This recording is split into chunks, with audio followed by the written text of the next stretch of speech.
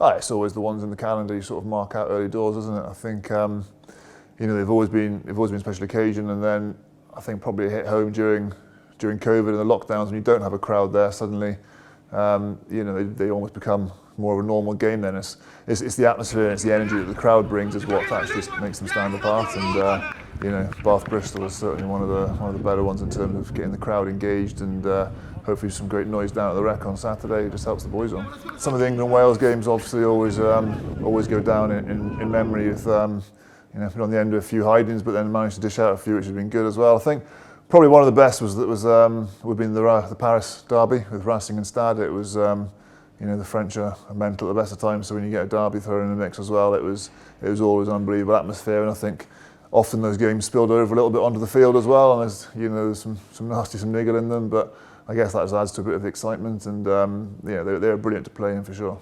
The older the rivalries, the older the derbies are, then these sort of things they build up. There is animosity, there's genuine sort of animosity amongst the supporters, amongst the players, and that's something that I guess as time goes on you get stronger and stronger. Especially you look through, the Bath Bristol. It's got a lot of history in it. A lot of our boys are local boys, local Bath boys. The same for Bristol. There's quite a few of their boys who come through the academy and a local Bristol boys, and I think that actually then you start to really sort of sense that where it's been passed down the generations or however it's gone. There is a genuine sort of battle there. It's a genuine derby game, and that just brings out the best in everyone. From a coach's side of it, you get to take the emotion out of it a little bit. I think that's one thing probably.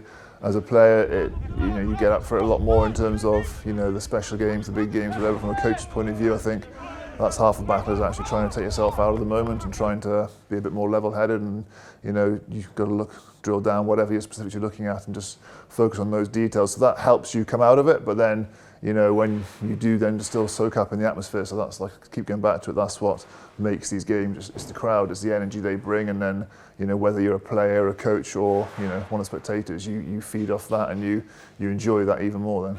Well, I think the boys will just, we'll get there now. The walk to the ground from the hotel through Bath is always good, and I think hopefully now we'll start seeing more and more people out on the streets before the game. If the sun shines and doesn't rain so much, then that's always a great one. That's when it starts building up, and look, the boys will be ready. Come off a good win on the weekend against Newcastle, so we'll look to try and take some momentum from that into the game.